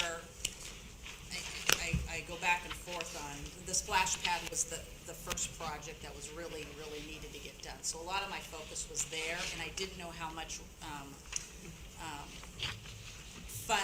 revolving fund or the enterprise fund that I would need to complete the project, because I knew, you know, we were doing something that had never been done before. So I tabled the skateboard project until I could get that done and see how much money I had left. One of the things that, in that time frame, I've met with the kids, I've met with some I've met with American Ramp Company. They actually came, they redesigned what they designed the last time. So if you're comparing last year's design to this year's design, this is a new design after they came and spoke to the children. But even having since then, there's a lot of vandalism that happens, and a lot of you never see any adult skaters there. And so one thing that you do see me, I've wrote down on list, you know, is this a replacement item, and how much would it cost to do something different? I've heard that the concrete bowls attract an adult crowd, and one of the things that I'm toying with is, I didn't put in for it yet because I'm not convinced. I am going to start the steering committee, but the adult skaters definitely set a role model for the kids that are there, and it makes them, the kids are maintaining it. And I've had some conversation with adult skaters. They said, yeah, there's no vandalism here because we're all here.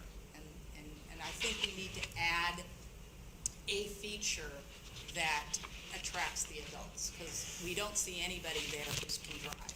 So 16 above, there's nobody skating that is 16 above. They're all 14 and under. And a lot of them are now not even on skateboards, they're on scooters.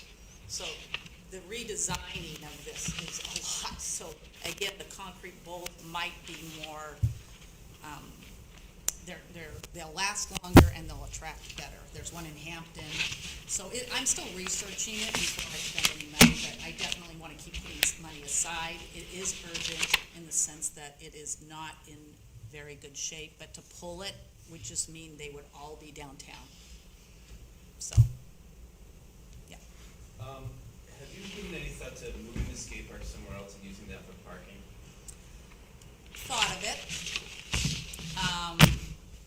I think the housing authority would not be happy with that, and they were the ones that originally gave us the land to build a skateboard park there, because they wanted a place for the kids to go. Are you worried about parking at all? I mean, I know there was one day at the splash pad, there was like a memorial or something happening at the bowl there, and parking was a little bit tight. I don't know if you could expand the parking lot right in the front there where that grass is, or I don't know. Well, that grass belongs to housing authority. Oh, okay. The conversation actually came up today in the department, and people were parking on the grass. And I said, it's not my grass to to defend. I did put a cone there that said stop. It's a conversation worth having. I actually would have to go over and meet with them to see if their plan is to build more apartments there or not. Or would they be willing to allow us to? Because at one point I thought dog park, one point I thought another little, miniature T-ball area. And now with parking, the high school parking is great. As long as school is in session, there shouldn't be an issue with parking. Right, yeah. So what that memorial, the problem is that in the Facebook page, we have to list our address as One Terrace Drive. So all those cars that you saw there are more than likely not Newmarket people. Yeah. So if they know to go, they could park at the high school. So I put a sign, additional parking at the high school. Yeah. So I think it'll not be as bad as it was this summer. Yeah. I think we were the new thing. So, to answer your question. So this skateboard park, what you're looking at is definitely something that we can do, but if I can raise more funding, I might try to work with some concrete pieces that I didn't get a chance to have designed in here. I do know that Stratum tried to build a $250K bowl, and it was turned down on a warrant article because they wanted the town to pay for everything. I don't expect that. I'm really trying to raise the funds ourselves through grants and some fundraising efforts and actually make the kids, be part of that fundraising effort. Did you see the activity increase around the Olympics because they had that featured as a sport, the skateboarding and stuff like that? Right now we are just getting the same crowd there, and nobody skates there because it's in such disrepair. Yeah. So if we were to get something new, we would definitely see an increase in activity. And then the parking situation might then be an issue, so I gotta figure that out. But hopefully most of them are in school, and they won't, when they're, the parking would be available after school. Any questions and this, by the way, is a 3-phase project, if I chose to do it that way. So if we were waiting for some fundraising money to come in, they designed this one so we can do it in phases. Just when's the dog park coming? I just said that. I know, I'd really love one in town. It's on my mind, I just don't I have know. a I piece of play land sport, for yeah. it. And I don't think when I said the dog park in that piece of grass, everyone booed me and said, no. You don't want to have that on the railroad bridge? You could do that. Any other questions with the skateboard park? So even though my goal is 23, 24, if I can do it sooner, or it might need to table it, but that's kind of my goal. And then I think the last one was Beech Street. Which is the third page in. So everybody asks about Beech Street. What's going on with Beech Street? I'm here to tell you. So, for those of you who may or may not remember, back in 2008, 9, we had an ambulance building that got turned into the Sunrise Sunset Activity Center. I project managed that. We're packed to the brim to the point of programming. There's a lot of turnover. Poor Kim, if you know who Kim is, she has to take the tables down, take the tables up, take the tables down, because it's the one facility there. We are one of the better activity centers in the Seacoast. People constantly call us and ask us what we're doing because we offer so much there.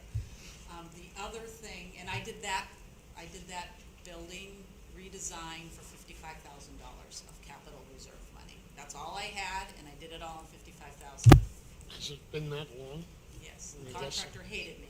Well, I still have my pictures are hanging in there and I stuff know, like that. we still have the sunrise pictures in there. Yeah. So, the other thing that happened last year with COVID is that we all of a sudden kind of became the stopgap for the before and after school program. And now we have an anywhere, we have a whole busload of kids pulling up to the rec department in the afternoon and in the morning. And when you have kids in a facility, you're not running yoga because it just isn't working. So a lot of our wellness programs and the demand for wellness programs is really trendy right now. And I truly believe that this facility, if you've ever stood in the middle of the facility, is a perfect location, other than when the train goes by. It's a perfect place for a wellness facility. And the idea being both mental, mindful wellness, any of those like creative movement, yoga, meditation, Tai Chi, any of those movement classes that we can put in that room. I'm hiring contract instructors, so it's not costing me any payroll. We're just gaining the revenue. I think and making it available at affordable cost for our residents. The location is perfect for that, and it has parking for it, and it's kind of my next thought. And I've done a lot of research, and most of these wellness programs are really expensive. You can't go to them without paying an arm and a leg, taking a yoga crowd. And I think that we can make it affordable for the community, and especially with what everyone went through in the last year and a half. Mental and well-being is really important. So I kind of toyed around with some ideas. One of the Rec's core values is lead with heart. So I thought heart in the right place, recreation wellness center. Have you guys taken over that building as part of your? We currently manage the building and we rent it out for parties and so forth. The problem with the room, the building right now, is the original breakdown of costs. That was done by Greg Marles, and that's $79,000, and he probably did that 4 years ago. I'm not an expert, and we haven't had a facility director in there long enough that I can go and speak to them and say, this is what I need to have done. I'm still working on his $79,000, but I added a 30% cost increase due just to inflated construction. And the floor either needs to be, there's a huge crack in the floor, which makes it not great for a lot of programming. So we either have to redo the foundation, or we're gonna do a floating floor. My plan is also to put an huge outdoor patio that overlooks the railroad tracks, where classes could be done there. I can see a lot of yoga and meditation classes out there. So we have a whole plan, and I would love to be able to get this going sooner than later. It is my project for the year. It's where I'm going, and that's why I have it in here for 22, 23. I can't stand that the building is sitting empty when it can be generating revenue for the town. And can I ask you a Sure. question related to what you were talking about earlier about Link Together no longer participating at the school? Is that Link still the Together case? is They are in the now. school, Oh, they are? but Okay. they are in the cafeteria. The need for aftercare is so great, and before care, that we're actually, two businesses are serving the need. They We weren't have last about- year. Okay, they weren't last year. I'm just curious, we received a $25,000 grant from the Community Development Block Yeah. Grant Program to help them identify the feasibility of a new location for a young preschool group of daycare providers. Yeah. And I'm just hoping that we can continue to work collaboratively, and I didn't know if we would be working with you as well in I your know that Bree suit. is working on a preschool age full-day daycare as part of her process, which is not something that we do. Okay. But we both offer the after-school program, and we now are both offering the morning program, and I think we're both running to capacity. I haven't heard anything since we had a discussion, I think it was in June, We get about the we've prospect of been doing getting so something many jointly. requests from parents for us to do it, that I Yeah. couldn't say no any longer, especially since we did it last year. Yeah. There's a lot of kids that prefer not to stay in the school, they wanna leave the school, parents want them to not be in the same Mhm. facility. So so I just opened it and said, well, let's see what our numbers come in, and they came in pretty strong. Good, okay. And again, That's good. all that revenue is just helping us offset me coming to you. Good. And we're employing youth. Okay. it's a win-win for the town. Thank you Yeah. for an update. Yeah, I've Appreciate always it. worked together with Brady. I know. It's just the I'm just demand is curious there. what has So happened since our last discussion, Yeah. which was a while ago. Mhm. Okay, thank you. Should we give you the rest of the towns around as well, Amy? or- Apparently. You know, Yeah. Sales and marketing full of is my great background. ideas. Amy, I did notice the fund balance is the same. I assume these are all the same fund? Where are you looking at? So, for instance, the wellness center, the fund balance is 156,575. That's and- that's in and- my capital reserve. That's not Just so my the- fund balance. That was the Yeah, the- report we gave you at the last meeting. Yeah, So currently in the capital reserve for the rec department is is the, 156,000. okay, yeah, that's what I Right, was and saying, that's yeah. separate from the revolving fund. Yes, yeah, which- yeah, okay. absolutely. No, I knew that, I just, And what's important. I was under the impression these were different capital reserve funds, but they're not, they're all. And what's There important- are separate capital, the state unfortunately requires separate capital reserves for almost every purpose, and that's one of the reasons we have all the buckets, and it would be, But the for- state does not trust the town councils or the school boards to say, I have a general capital fund, let me Yeah. set my own priorities, as you know. But for rec, they're shared, it's a shared capital reserve fund. Yeah, How big is your revolving fund? Actually, you know, someone's gonna ask me that question. Last year, before we did the splash pad, we had probably about $545,000 in our fund, but we ended up spending a lot of that for the splash pad. So, and then the year prior, we actually took a $50,000 hit because of COVID and we weren't able to generate any revenue. But this end fiscal year, we were able to swing back around and we did put some money back into the revolving account. So when I can use both, that's my plan. Yeah. Just back to the wellness center, those, improvements, that's like the minimum, I'm guessing, to use the Well, building? he wrote this initial, the 1, the 2, and the 3, and the 8. I kind of added the 30%. But I do know it needs a split for the air conditioning. There's no air conditioning in there at all, and the heat is just obnoxious. One of the other things that I didn't put in here is there's a, what's it called when it echoes in a room?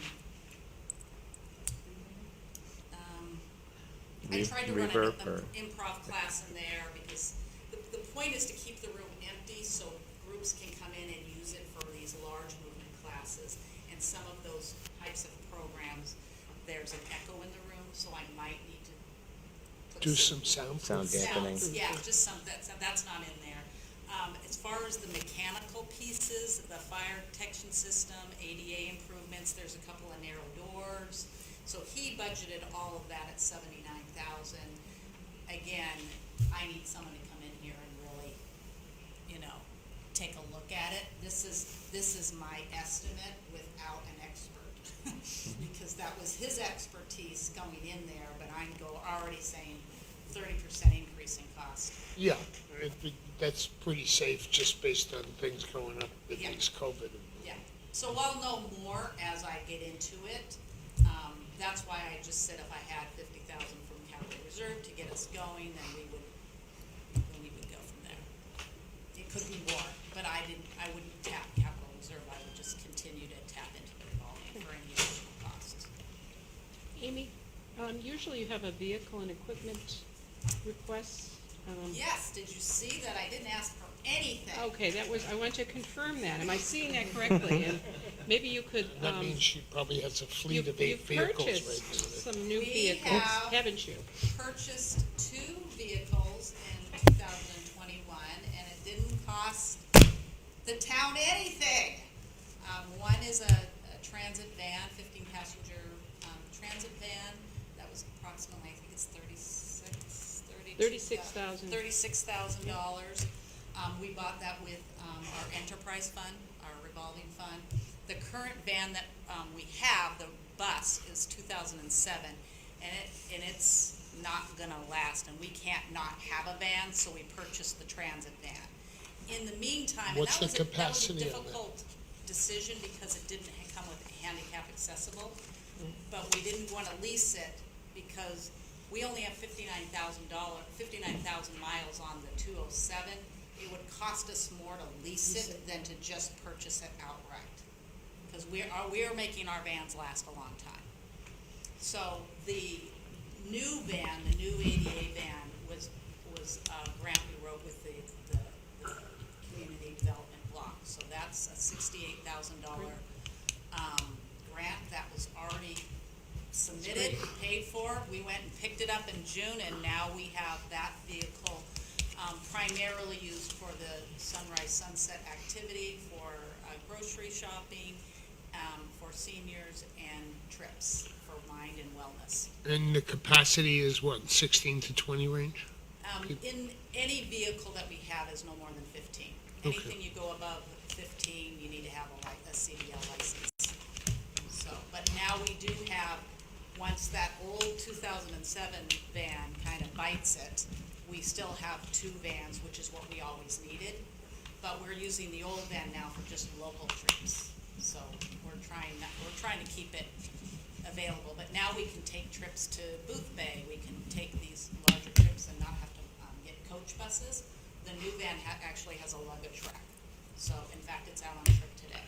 And air conditioning. And air conditioning. Yay, And selling our programs. that's great. We got trips to the White Christmas show. It's the seniors love it. I don't know if you saw our Facebook post. They kind of, once everyone was vaccinated, they took an ice cream trip, and they absolutely. It's not about just grocery shopping. It's about mind and wellness and getting out and being social, and that's truly what these families use for. Excellent. So it didn't cost you anything. Thank you. Anything else? No, No? Great job. All good right, job, thank as you. usual. Thanks, Amy. And you know. Now, if you good can, luck. as I said, we're willing to hire you if you can do the rest for the town too. We can lower our tax rate, we don't have to pay for everything, you get it all funded by other people. I like that. See what I can do. State Parks does that, right? All right, thank We you. can sell licenses. Thank you. Appreciate it. All right. Thank you for putting, Night, thank you. thank you. Thank you, Diane, for putting all this together in a 2-day period. My pleasure. It wasn't easy, but we do have a couple of people coming in next Wednesday, Yeah, including the schools. I'm going to invite them, and the police department. Library. And he'd like, and the library. And if you'd like to take up planning at that time, we can. yeah, we can And do we that. have our other project, the Heron Point, we have something we can report on. We're having a meeting with some state officials tomorrow, between 2 and 4, so that we can look at some coastal resiliency. That's the bridge That's to the. one of the components of the project. We're meeting with the landscape architects and the engineers with, and these are people affiliated with the University of New Hampshire who are assisting the town with this project. Newmarket and our waterfront has been selected as one of 4 projects in the state, looking at like a demonstration project for living shorelands.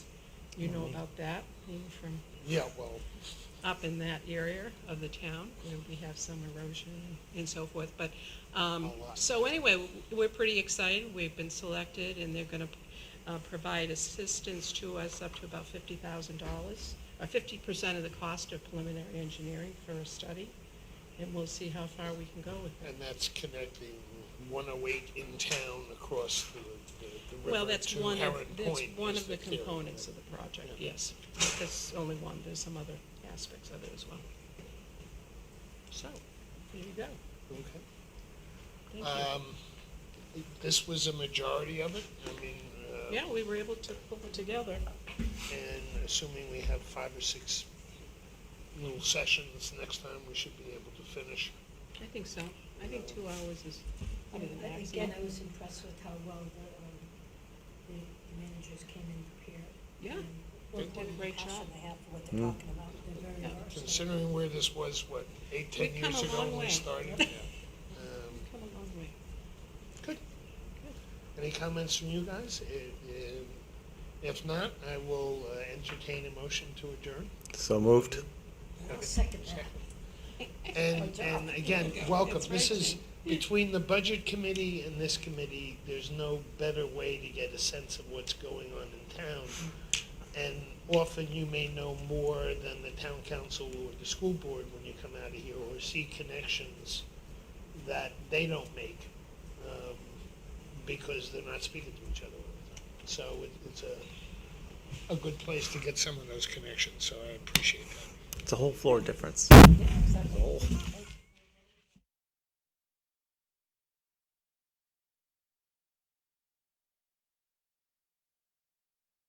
All those in favor of adjourning? Aye. Aye. Thank you, everyone.